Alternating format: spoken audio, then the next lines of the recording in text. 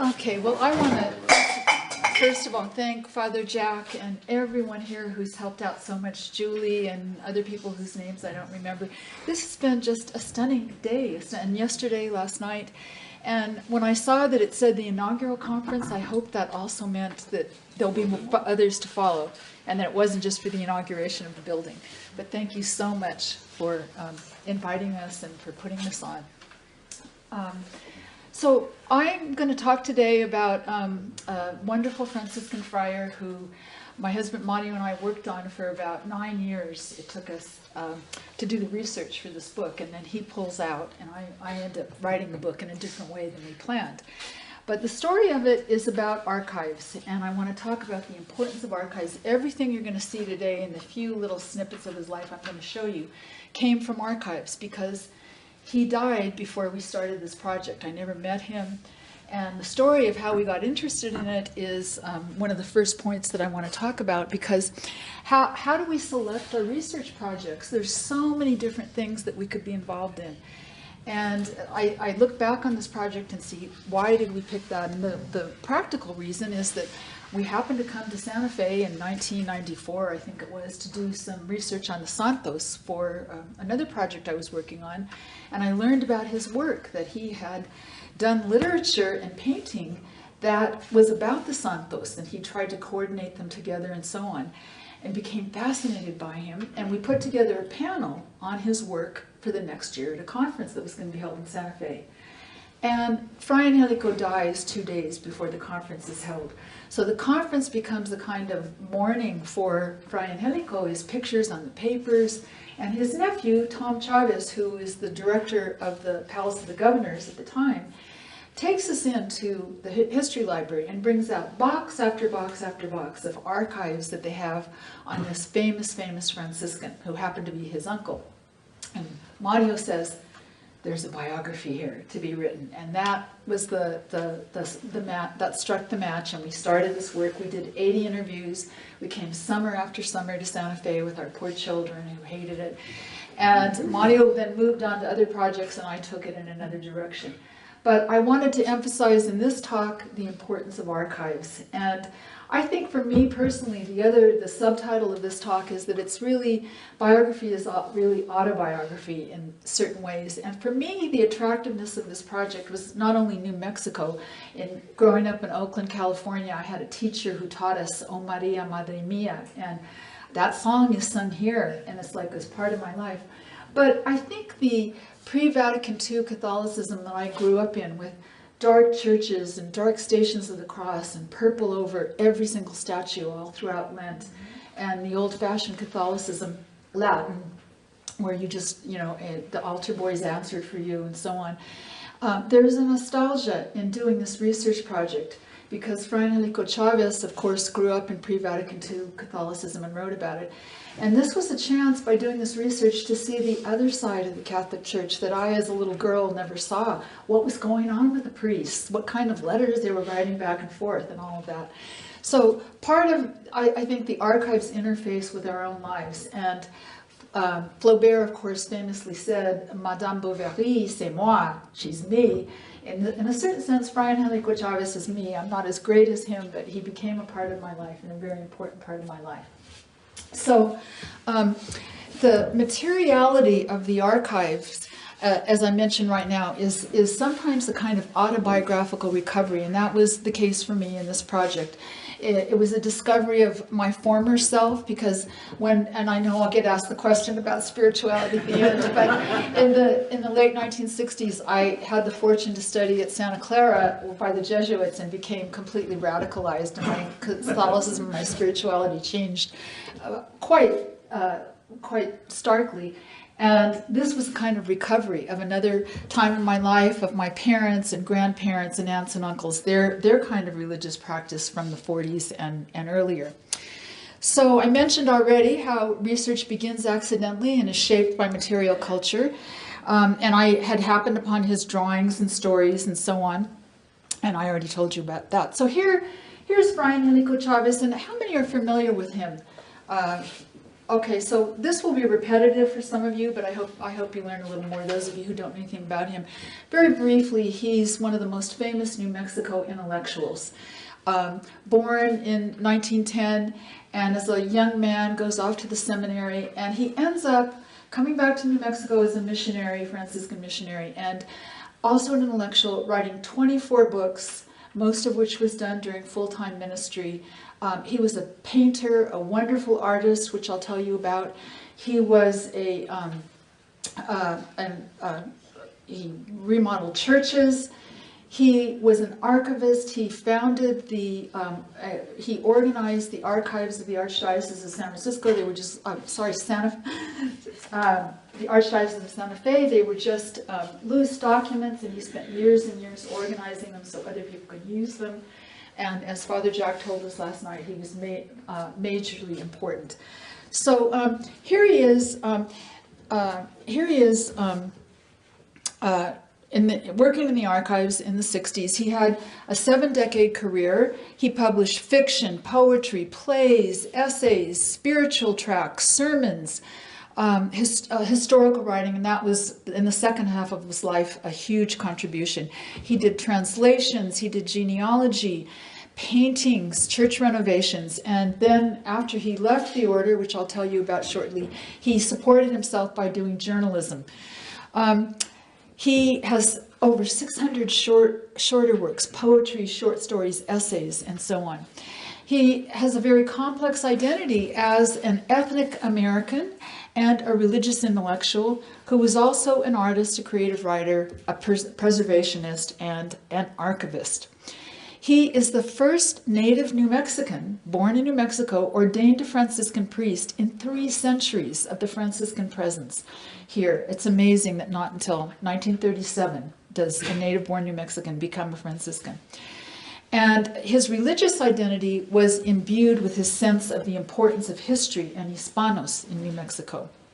So here are some of his books. Probably the most famous that a lay audience would be interested in is My Penitente Land, which traces the connections between Spain, the spirituality of Spain, the history of Spain, and the New Mexico landscape, which is so much like it. But he wrote he wrote books about the Conquistadora. He did genealogy, and here's a book on the Chavez clan. But the history of New Mexico families and their genealogy is very important. And these last 2 books on the lower left, he wrote 3 books on rogue New Mexico priests. By rogue, I mean that they dared to stand up to Archbishop Lamy and other people. And he went back and did that history and wrote about them.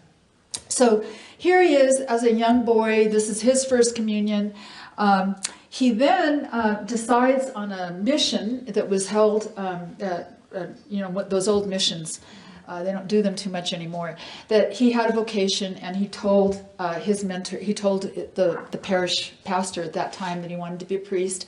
And they brought him to the seminary, to the friary at Pena, Blanca, right when he was, 13, the summer before he goes. And he built little missions out of the dirt around there. Some of the townspeople remember that. But he then travels with the first Franciscan Archbishop, Albert Daeger, on the train to St. John the Baptist Seminary in Cincinnati, which was a huge cultural change for him. Very homesick, like Father Virgil, and he starts writing about the Southwest, writing short stories, writing articles, and so on. Here he is in the seminary doing his biology. I guess he was an excellent student, although Father Dan over here says you can't see his grades. That's private. I had to cover up that part of the transcript when I was doing it, but he was an excellent student. He excelled not only in his studies, but in his literary and artistic production. He did paintings, stories, wrote poetry. He was the editor of the school newspaper. And just an anecdote, he was allowed to repaint a large painting of St. Anthony, and I learned this in the archives in Cincinnati, And he painted in this young little high school boy, painted in the face of Dolores del Rio into the St. Anthony painting. A way of, she was our Mexican movie star at the time, and so he was doing this interesting thing there.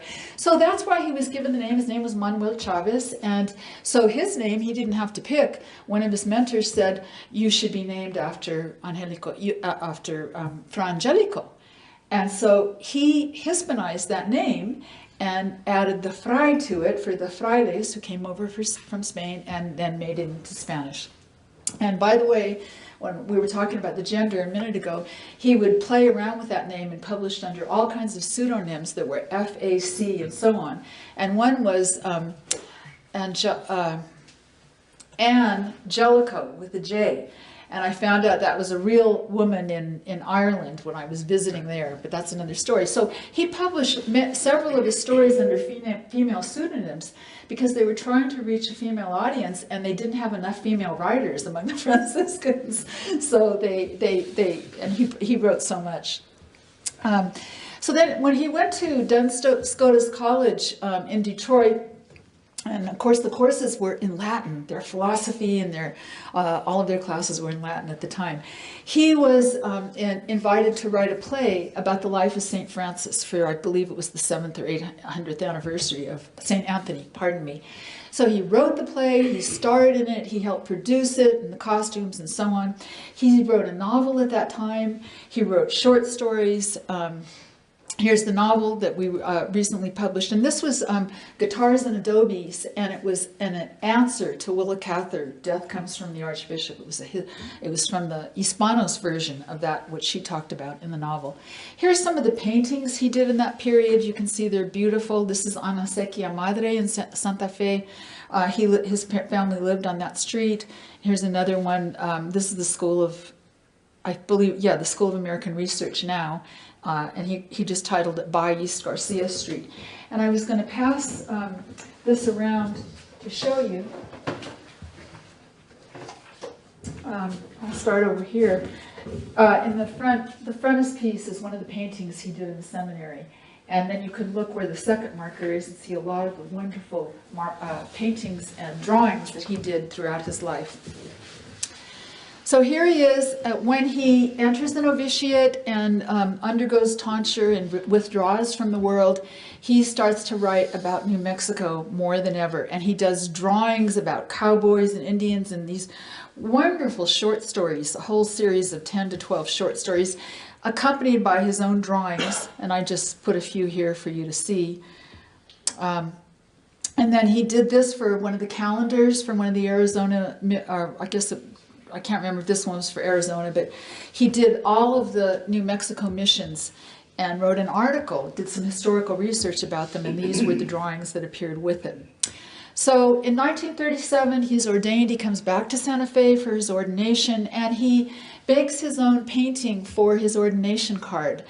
And it was done in brown ink, and Latin, what do we give back to God, is on the back of it, and it depicts the first Mass after de Vargas reconquers New Mexico in 1693, and one of his ancestors, the Chavez ancestor on the left, is holding the Conquistadora, and so as he's celebrating his first Mass, he's emphasizing his own place in New Mexico history.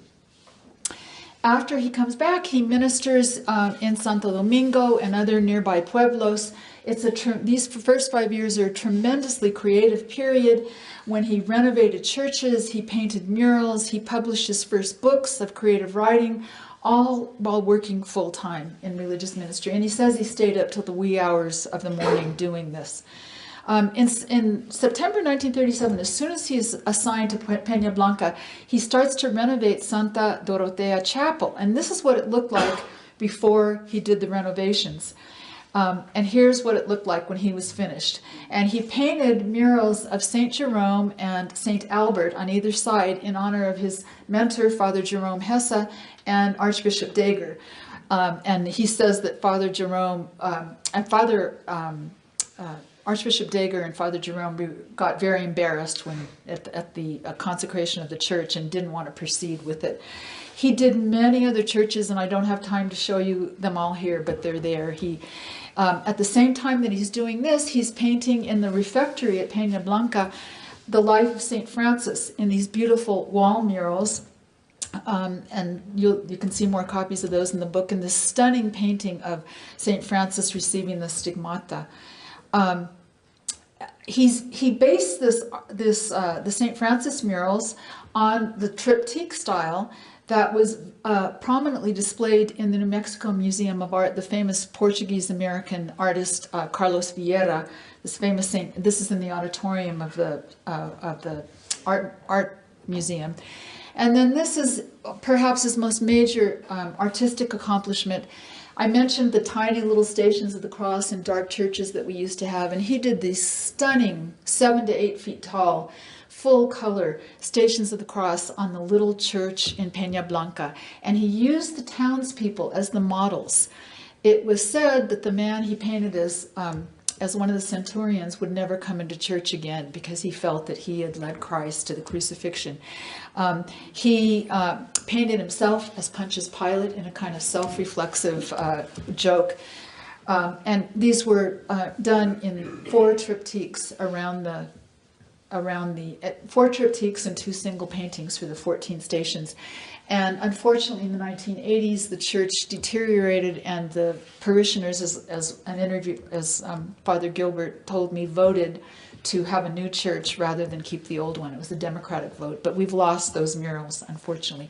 So during this tremendously creative period, while he's renovating the Pena Blanca church, while he's doing the triptychs of the Stations of the Cross, he does this book, New Mexico Triptych, which is about three beautiful stories, 2 of which he'd written before, and he does these drawings to go with each story in the form of a triptych. And I recommend this to you. It's been reissued, republished, and you can still find it. So here he is after this. I mean, he'd write letters to his superiors in Cincinnati about his hands deteriorating from the lime. He did a lot of this work by himself. He carved the doors of the church with all of the apostles. And of course, his father was a carpenter, so he got some of the help from him. But here he is after having renovated the Pena Blanca church in about 1941 or 42. Then he signs up to be a chaplain in World War II and goes to the Philippines, and it was a tremendously difficult time. He writes beautiful poetry, and he sends all kinds of documentation home to the Franciscan superiors and to the military ordinature, whatever it was called. And it was a tremendously trying time for him. He lost weight, and after 2 or so years there, he was sent home a little bit early before the war ended. He published this wonderful book called 11 Lady Lyrics as soon as he got back, with wonderful poems from the front. And after that, he begins in serious his historical research, his documentary research, which will characterize the rest of his life, even though he'll continue to write fiction and other things. And here he is in 1949, doing some of his historical research. In this period, he revives the Conquistadora Society, the devotion to the Conquistadora. It had fallen into neglect, and he found from the historical documents that one of his ancestors was one of the first heads of the cofradia, way back centuries before, and so it was a kind of family journey for him to do this. But he wrote an autobiography of the Conquistadora, which I hope some of you have read, but he does it in the first person and talks about her journeys from coming over from Spain. And it really is a statue that's still there in the cathedral with a wonderful wardrobe that he encouraged the ladies to make based on historical models. So here he's starting the processions again in the 1950s, and you can see him with the sunglasses on to the left, reviving that cofradia after World War II. Here's some of the dresses that are still used today.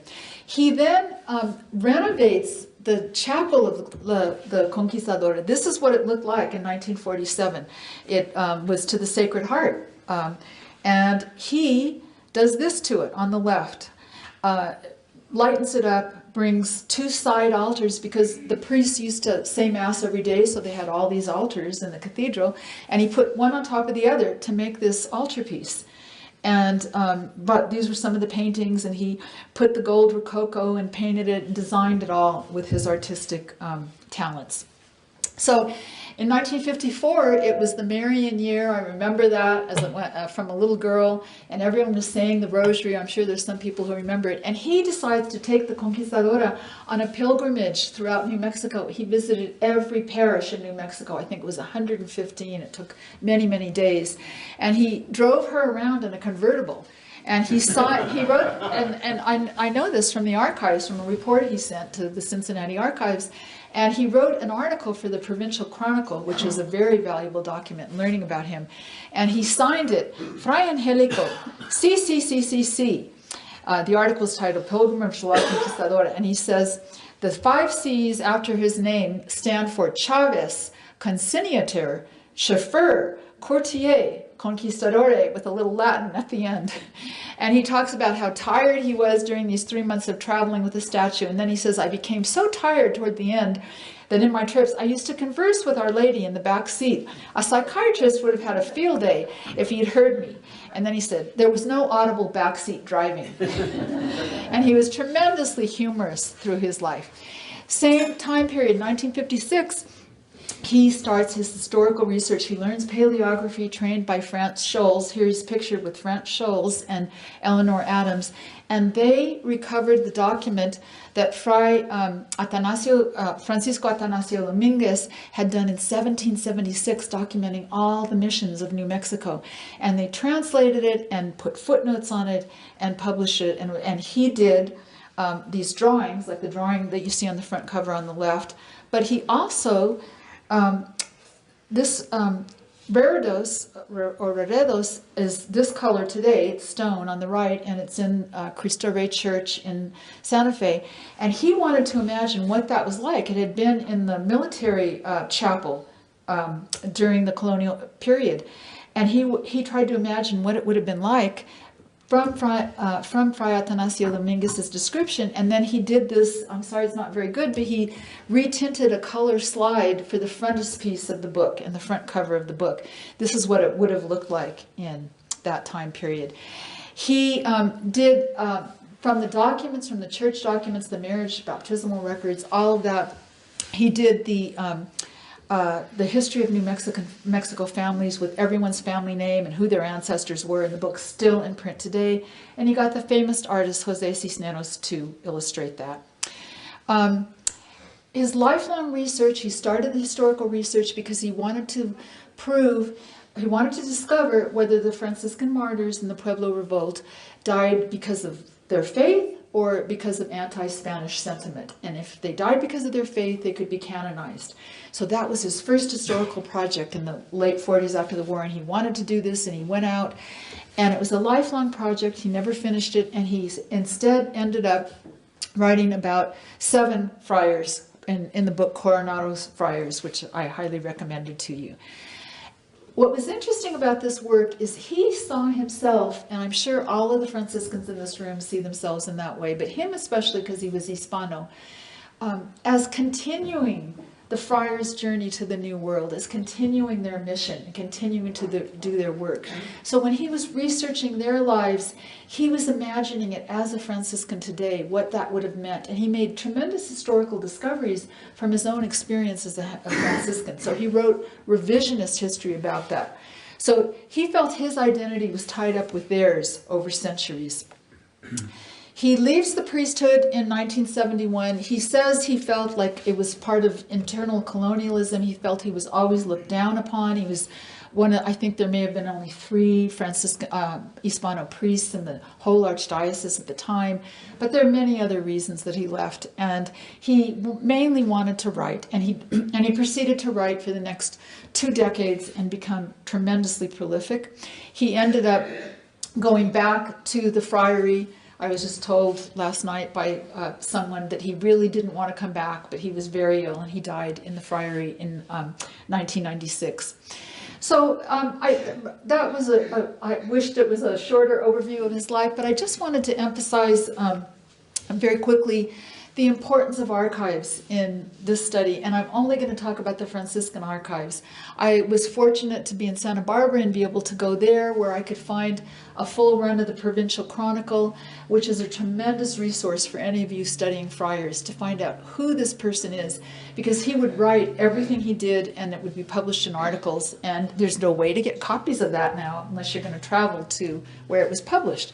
But when I went to Cincinnati, his brother suggested that I do that, and Father Dan Anderson extended tremendous hospitality to me, and we had a great time. He let me stay in the archives till midnight, and while he's, doing make do work to babysit me there. And so he is a great contribution to all this work on Fray Angelico. He told me that he organized he told you all that everything was loose, and he organized it so I could find everything. For example, there's correspondence, for example, correspondence with the Provincial, 1937 to 1946. In that file, there's hundreds of letters back and forth. They didn't pick up the phone to call each other. And they document every detail of his church renovation, his art, his writing, his everyday life, his emotional life, his frustrations. And it's all there in black and white, organized, so you can find it for every period that he was a Franciscan. They have all his newspaper articles from the seminary, full runs of the seminary newspaper, photographs. They had a document, a typewritten document called, that the friars did, Chronological Journey of Duns Scotus College, Detroit, day-by-day life of students from 1930 to 33 when he was there attending college. So even though he didn't write that, I could learn about his everyday life and put that into the literary biography that I wrote. They also have place files organized so easily to get. So they'd have one for Jemez, they'd have one for Pena Blanca, they'd have one for Santo Domingo, and you could see the years that he was there and learn all sorts of information about it. They had bound issues of the Provincial Chronicle, and then they had magazines that I couldn't find anywhere, the Sodalist, St. Anthony's Messenger, and other ones that you talked about. On the second point in this slide, one of the things that was really useful that was in his file there was the monthly report he would write when he was in the Philippines during the war, and he would document the number of sacraments given. For example, he said, this month I said 11 masses to 12,450 people, 60 baptisms, 42 funerals, and then how many ever extreme unctions. And this was just 1 month of the many months that he was there. The archives that were so rich in Santa Barbara and in Cincinnati needed to be expanded, of course. And Father Jack got for me, just volunteered it on his own when he was in Arizona, a copy of the House Chronicle of Pena Blanca. And the House Chronicle, the friars themselves write about what went on, the disagreements, the agreements, what they did every day, and it was such a source. It wasn't in an archive available to me, but he gave that to me, and then he also gave me an interview he did with Archbishop Sanchez, and he talked about Fray Angelico Chavez in that as well. And these are some of the wonderful friars who helped me in Cincinnati. Father Dan, who's here, Murray Bodo, Jack Wentz, Jovian Weigel, and Mark and Heddyberg. They made abundant materials available to me, and then offered me interviews with Bernard Gerbus, who was a classmate of Fray Angelico and still alive in Cincinnati, and Otto Krisch. Here I interviewed Franciscan Salvador Aragon, Godfrey Blank, Crispin Butz, Jack Clark, of course, that's how we met, and Gilbert Snyder right in this very place. So the archives need to be expanded, and there's no way that what I think is so important about archives is that it allows me to know this person, that there's no way I could know the rich material. And when I heard that you kept Prince Valiant comics, I just said yes, because we don't just want to know about the spiritual side, we want to know about everyday life. There were greeting cards that Fray Angelico wrote, those corny commercial greeting cards that he would send for birthdays with little notes scribbled on. So we need all that minutia. I realize space is a problem, but we need to keep it, and we'll find space for it somehow. I don't know where we can do it. So although I was writing a literary biography of this major Catholic intellectual, Fray Angelica Chavez, I discovered important parts of myself in this project and the material treasures that the archives preserved. For me, it was a window to the other side of the institutional divide of pre-Vatican II Catholicism. I saw the human side of this priest, his struggles, his persistence, his discipline, and his creativity that underlie his vast legacy. So without the archives, I could never have done that. And there's Fray Angelico shortly before his, well, actually this is the 1970s. He lived another 10 or 15 years. Thank you very much.